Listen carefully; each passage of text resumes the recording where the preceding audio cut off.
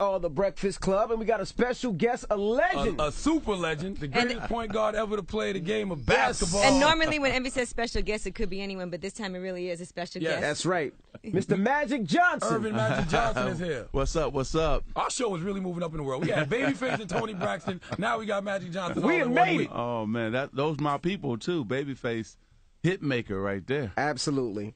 All right, well, let's try to keep it classy this morning. I got so many questions as a fan and just, like, why don't they consider you the greatest basketball player of all time, Magic? Well, I'm good where I am. It doesn't really matter. I think that in the barbershop and when, we all chilling, everybody got their favorite, whether it's Michael, whether it's myself, whether it's, Larry. Some people love Larry Bird, Kobe, on and on and on. But, I just did what I did, and I did it to win. I'm so happy that every stage of my career I won championships, high school, college, NBA. And then the main thing is making my teammates better, coming down, man. It wasn't nothing like coming down on that fast break, looking left, throwing right, and hearing the crowd scream. And so I think at the end of the day, whoever you choose, as long as you're happy with it, but it keeps the barbershop going and it's cool. But I'm cool with me. Does it bother you ever? No. It doesn't bother me because, I did what I did. And so, and as long as I won, that's the main thing, And then I got a chance to play with my boy MJ and Charles and everybody on the Dream Team, And so it never bothers me because, again, at the end of the day, I won. And that's all I wanted to do was to win championships. Now, usually point guards are a lot shorter than you. Now, especially in the smaller leagues now, when you're your size, you're automatically a forward or a center. How did you get your handle so good? Well, I had a growth spurt. It was funny because going along, I was a point guard. I was a guard. So I was going to like 5'9", 5, and then 6 foot. And then over the course, when I went from 8th to 9th grade, I went from 6 foot to 6'5" over that summer. Jeez. And my knees were hurting. I'm wearing high water pants because, I'm poor. We were poor. Right. 6 sisters, 3 brothers. But I was the youngest boy. So you had hand-me-down girl clothes. Oh, man. You were dressing like the rappers dress now. Exactly. So I must have started that trend back in the day. So I was the youngest boy out of 3 other brothers, and they all passed them down to me. So at that time, it was crazy. But when you think about the summertime, going from 6 foot to 6'5", then my coach put me at center. Right, of course, because you're tall now. That's right. But he allowed me still to handle the basketball because I was still the best ball handler on our team. Mm-hmm. And then I got lucky. My high school coach said, play center on defense or play point guard on offense. Mm-hmm. And then I got to college, the same thing, because normally what they do, when the tallest guy, just play center. Don't touch it, give it to the point guard. But I had great coaching, and they allowed me to play the point guard position. Now, you also managed to avoid a lot of financial pitfalls that a lot of other NBA players. Did you have anybody coaching you through that, or how did that happen for you, that you knew how to invest in? That's an excellent question. Well, when I was starting out, I've always wanted to be an NBA basketball player, but also a businessman. And so this went way back. So even before I even, was drafted. So I promised myself and my parents when I got some money, I would know what to do with it and I would take care of it. But you had a lemonade stand in somewhere or something? Yeah. Oh, back in the day, I was hustling, man. Yeah. Because, I didn't get money to go to the movie. My parents didn't have that. So you bought your movie theater. Yes. Paper route, lemonade stand. I used to shovel snow. So I was hoping it was going to be a snowstorm so I can go out and shovel people's driveways and so on. So I've always hustled my whole life, and I always knew what money was all about. But when I got finally my first NBA contract, the first thing I bought was a radio station. Really? Yeah, back in the day, minorities could buy a radio station, an AM station, less than Caucasians could with a certificate. And so I had bought a station in Denver, Colorado, and AM station. And this was funny that you asked this question. I asked all my teammates to join in. You know, it was only going to cost us like $1.5 million. Oh, that's Only $1 million. Yeah, that's a lot. That's how you know you're rich when you say it was only going to cost. $1.5 million. So we all, you know, put in a couple $100,000. We could have this radio station. You know, none of the players invested with me. So I bought it myself, and we kept it for 3 years. Changed it to a FM station. I had 20 acres of land to go with that. I sold the 20 acres for $1.5 million, which what I bought the station for. Then I sold the station for about $4 million. And, oh my goodness! So it all worked out great. You still own stations now? You own like part of BLS? Yeah. I own BLS and about 25 stations, African American stations, hip hop, R&B, but also we own some Latino stations too. Wow. That's an interesting investment. What made you decide a radio station? You do got a radio voice, though. I can see you doing like a Quiet Storm. Well, with Magic. Well, I was a DJ back in college. Oh, okay. Yeah, brother from Rochester, New York, owned the R&B station there, and he had turntables in his dorm room, and he taught me how to DJ, man, and that was my hustle in college, doing parties. Watch yourself, man. Don't try to take my job now. That's still DJ Envy's hustle. Don't try to take my job now. Yeah. Hey, look, you got to do what you got to do. You know, I'm a worker, and so I've taken care of my money. I got a good accountant, business manager, and then I listened to those people. But my business career took off when I did the movie theaters and then Starbucks. That really made me a legitimate businessman. I had a track record. They respected that track record of success.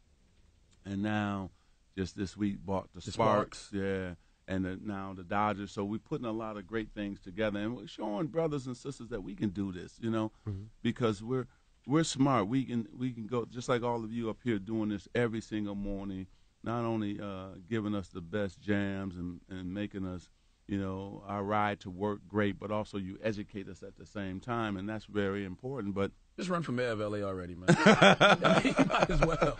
Well, you know, they've been trying to get me to run for mayor or governor, but I love my life, you know, and that political thing is a whole nother animal, and I don't even want to get in. I'd rather help the mayor become the mayor than actually be the mayor. Now, what about the Lakers? The Lakers need some help. Oh, man. Why'd you give up your share of the Lakers? Well, especially being that you got shares in other teams. Okay, well, that's a good question. And so, being a businessman, we have to understand that, you know, when the market is at its highest value, and the Lakers were at their highest value, right? Kobe was getting ready to go. Dr. Buss was, you know, up in age at that time, and I said, okay, Kobe's getting ready to retire. Dr. Buss is, you know, up in age, and so, and I got this big investment. Do I trust? Who am I going to trust my investment with? You know, because he's passing the team on to the son.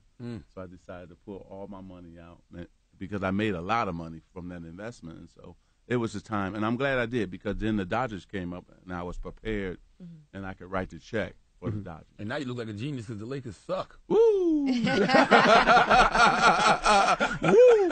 Man, we all going crazy, you know, in L.A. and around the country because we hadn't seen the Laker organization like this. And so they got to get it together, and they're gonna have almost $30 million for this summer. So I don't know what Carmelo's gonna do. I don't know. Hey, watch your mouth. No, I'm not. Watch your mouth for Melo. I'm not. He's staying here. He's not going nowhere. I hope he does, because that's my boy, and I said that straight out. I hope he stays in New York. But you know, you gonna have Chris Bosh probably gonna opt out. LeBron gonna opt out.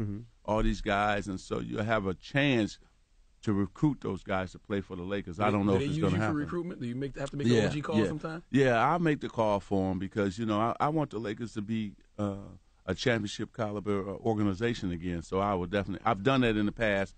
Ron Artest, when we needed him to go against Paul Pierce, I recruited him to the Lakers. Lamar Odom, on and on and on. So I've been involved that way. Let's talk about Lamar Odom. He's had some trials and tribulations. He smokes crack.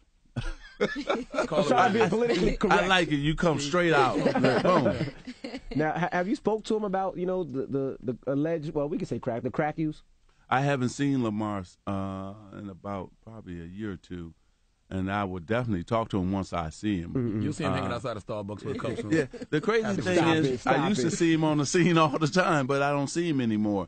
And Lamar is a good dude. This, you know, when he first got to the Lakers, he took, 2 or 3 rookies, bought them all, 10 suits, and, the whole thing. I mean, he is a good dude, and I don't know what happened to him. And I hope that he can get his life together because he's got a big heart.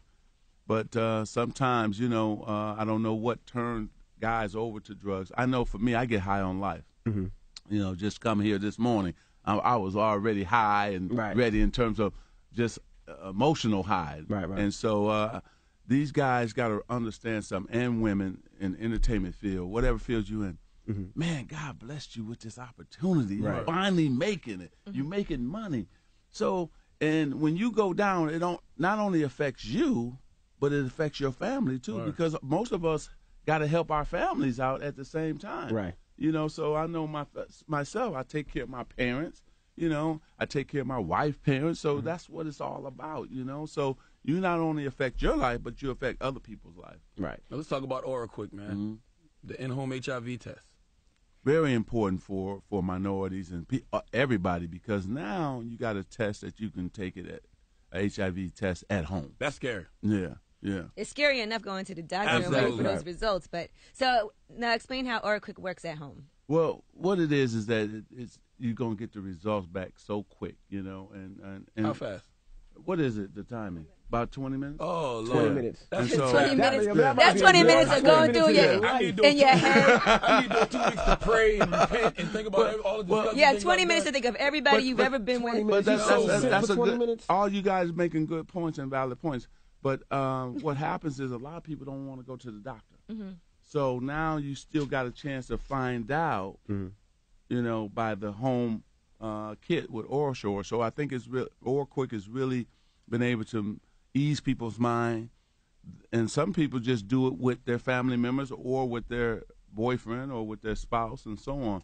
So you can take the test together. That's a good point. Well, If you're with somebody and you're That's dating right. someone for a while and you're like, okay, we don't want to use condoms or protection anymore. Let's do take this Aura together. Quick at home together so I can see your results. But isn't it easier to keep it a secret too, though?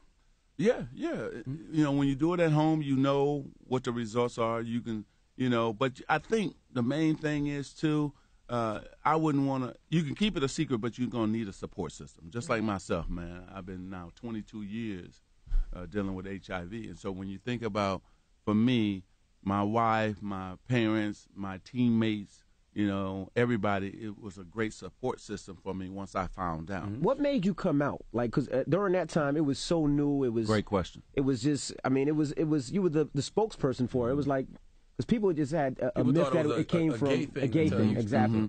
Well, both of you make great points. First, I had to think about this a lot because Cookie didn't want me to come out because she was fearful of what might happen, the response. But when I talked to Elizabeth Glazier, who had really educated me about HIV and what I had to look forward to, because she was dying of AIDS at that time. Right. And she said, look, the disease need a face, and so you could become the face of it. So I said, you know what? I want to save a lot of brothers and sisters' lives, so I'm going to come out public. When Cookie got educated enough, she was comfortable, and I decided to come out because I want everybody else to know, because I know it's a lot of brothers living the same lifestyle, so I wanted to make sure that everybody knew, hey, this disease is out here in a big way, so be careful, use protection, educate yourself, because the information was out there, but I was like, it's not going to happen. Right. And you're the reason that people in the hood think HIV is like the common cold, because you've lived with They're it for like, so long. Magic Johnson has it. I know dudes that think Magic don't got it no more. Like, do you still have it? Well, Is it still registered? I still have it. Okay. It's just laying dead in my body because the medicine has done a wonderful job. Man, when I first announced, it was only one drug, that was AZT. Now they got over 30 that can really actually, early detection can actually save your life now. Right. It'll never turn into full-blown AIDS. Exactly. So you have, I'm on the cocktail. Man, them drugs are so wonderful. So I think in what you were talking about, I've been the blessing for HIV and the curse. Yeah. So I don't want brothers and sisters out there to think that this has gone away or Magic don't have it, because that's a myth. Yes, I do. It's just I'm doing so well because early detection saved my life. Right. And that's what we're talking about here with this test, is like, find out. Find out, because if you do have it, you got enough drugs, you can live for a long time And that's all this is about. But what if I don't got Magic money? That's the other thing they say. Magic got money. That's why he's able to. But see, the same 30 that is available to me is available to everybody else. I'm not on no magical drugs. Well, now that's another rumor. That's another because rumor. people think I am. No, they think that there's a doctor. We won't say his name, but a doctor in Honduras that you went and visited, and he gave you the cure. Yeah. Dr. Sebi. It's Dr. Sebi. But I didn't want to say his name, but they said no, that's not true. No, that's not true. That's not true. Man, I've been linked to so many people in 22 years. I am so blessed because when we took that insurance test, that's when we found out, right? The insurance company. And so Dr. Ho, who's located here in New York. Dr. Ho. Dr. Ho. It's not a good name for HIV. Definitely not a good name. I like that one. That's good. He became my doctor, and no, it's the same 30. Look, this is what it's all about. You gotta eat right. You gotta work out. You gotta take your meds. And where brothers and sisters get in trouble, and this is all minorities, they find out. They do well in the beginning because they take their meds. Right. But they're doing so good, then they stop taking their meds. That's when we get in trouble. Right. So it's really a blessing for everybody to find out, then get on your meds if you find out you have HIV. And then you can live for a long time. There's people who live longer than I have with this disease. So it's been great. But that's why we're telling people, hey, OraQuick, home test, if you're not good with that, go to your doctor. That's fine, as long as you get tested. And how much is OraQuick? If somebody wants to go to CVS or one of the pharmacy stores, how much is OraQuick? $40. $40. Yeah. And now, do you own OraQuick? No, No. I don't own OraQuick. I'm out here because I've been out here for 22 years trying to educate our people about getting tested, about making sure that you educate yourself. Now, when this came out, first I was driving people to the doctor. But a lot of people didn't want to go to the doctor or couldn't afford to go to the doctor. Right. Okay, and take the test, HIV and AIDS test. Now I'm saying, okay, they came out, OraSure came out with OraQuick, where you can do it at your home. Right. And now people can say, okay, look, boyfriend, girlfriend, family members, whoever, let's take this test, or I'm going to take it by myself. I want to find out the results for myself. And then they got numbers that they can call. If a person find out they have HIV, there's numbers on the box that can I'm looking at it right now. really get them to a healthcare provider, get them information that they need, Right. where to go, what they should do. And so this is more than just a kit to take the test. It's also a hotline for them to really get information. You also put suicide prevention numbers on there, too. Because some people get that information and be like, whoa. I think there's no way out. How Absolutely. effective is this test in with the results? It's very effective. Yeah. It's, what is it?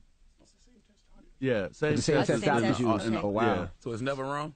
Never wrong. And then what happens, just like me, I said, man, I want to retake the test because you want to find out. Maybe they made a mistake. So I retook the test. Was it right? Yes, it was right. Was it ever, when you first got the information, did you ever say to yourself, it was that nasty bitch from Sacramento who did that? Well, you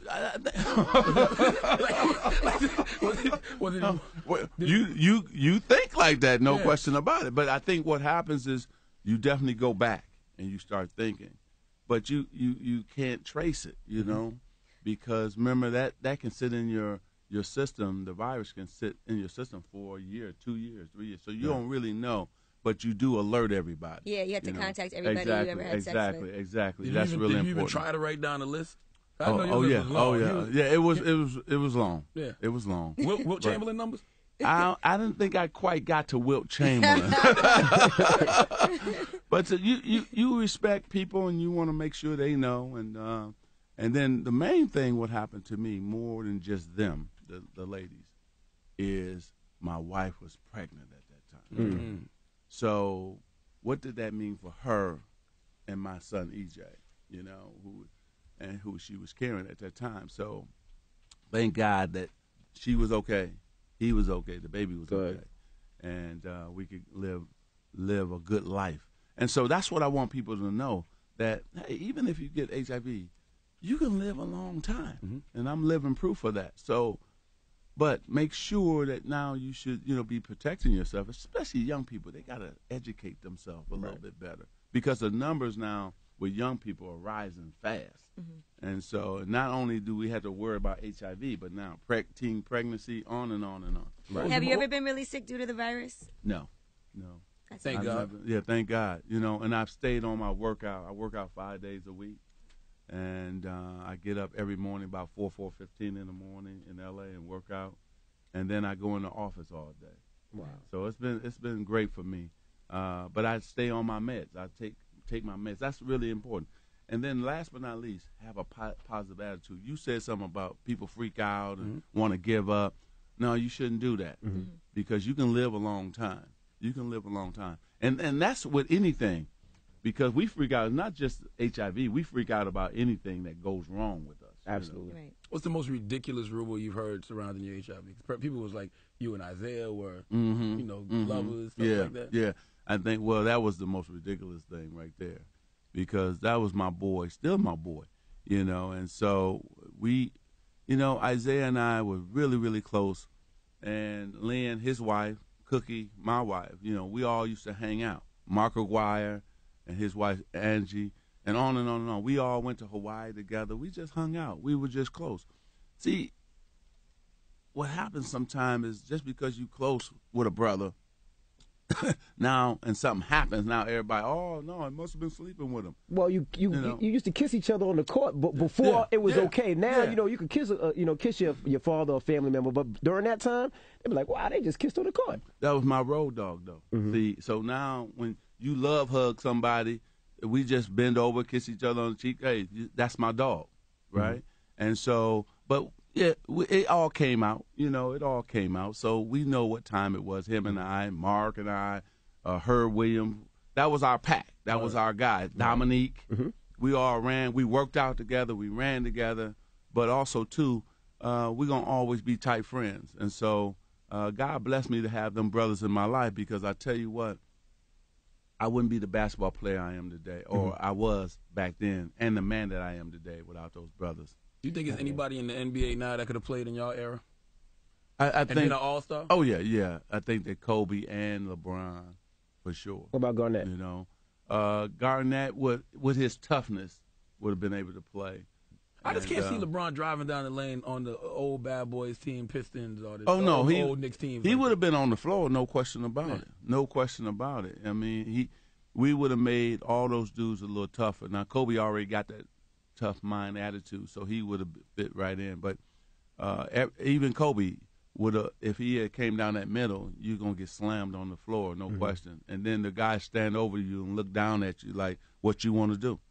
And you just I had miss those days in the NBA. Those are the days I miss. But you had to understand that you have to have tough skin because the Pistons made Scottie Pippen a better player. Mm-hmm. And, Michael Jordan, they classic battles. And I love Dr. J against Larry Bird, Philly against Boston. Yeah. Back then, Bernard King, he might have been the only player on the Knicks, but he gave everybody hell, boy.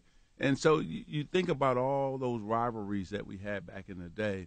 Now dudes are friends with each other, so they don't really go at each other. I don't like that though. I like the Charles Oakley. Anthony They're like, please follow me on Twitter, on Instagram. Because we hated you, know. And so when we came to the arena, you knew we hated you. We knew you hated us, and we gonna go at it. Just like you talking about Isaiah. We went at it twice in the finals. Mm-hmm. So Isaiah drove the lane.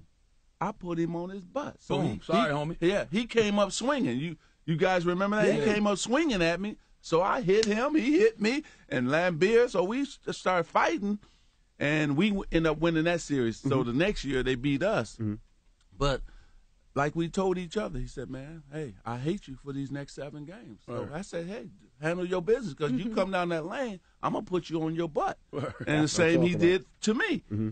But now today, these dudes, man, they just friends, hanging out, talking to each other on the court. I wish I would talk to somebody, man, my opponent. And I hated the Celtics too. We all did, man. DJ lived in L.A.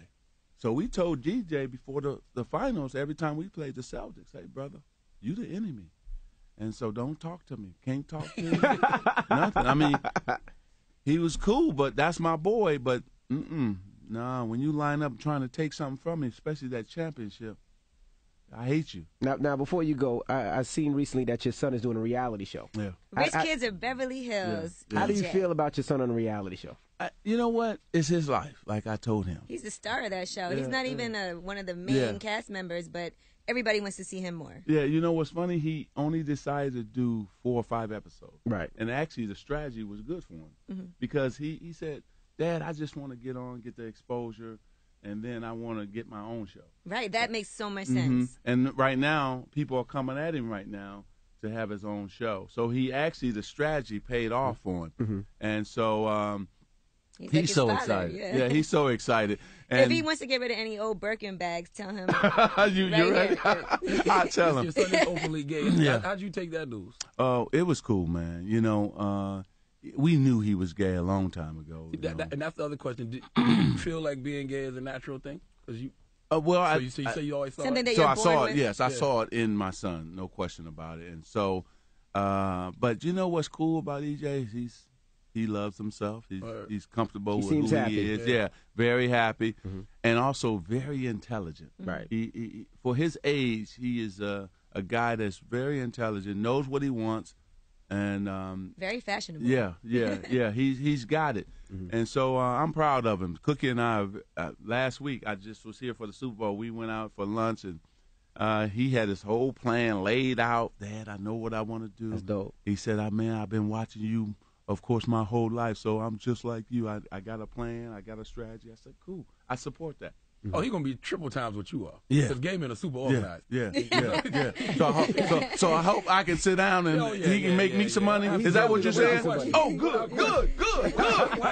That's what I'm talking about. I have all the money now. Well, I'm trying to get most of it. I didn't say all of it. I'm just trying to get my share. He gonna trump me? We gotta get EJ up here. You my man. You my man over here. Well, you almost got me cussing up in here. Well, today is National Black HIV/AIDS Awareness Day, and we appreciate you for joining us. Or quick, you can find it at your local pharmacy stores. I think we should all get it and try to and do it up here and see our results. All right. No, I'm taking mine at home. I want to find out myself. It's Urban Magic Johnson. It's the Breakfast Club. Good morning.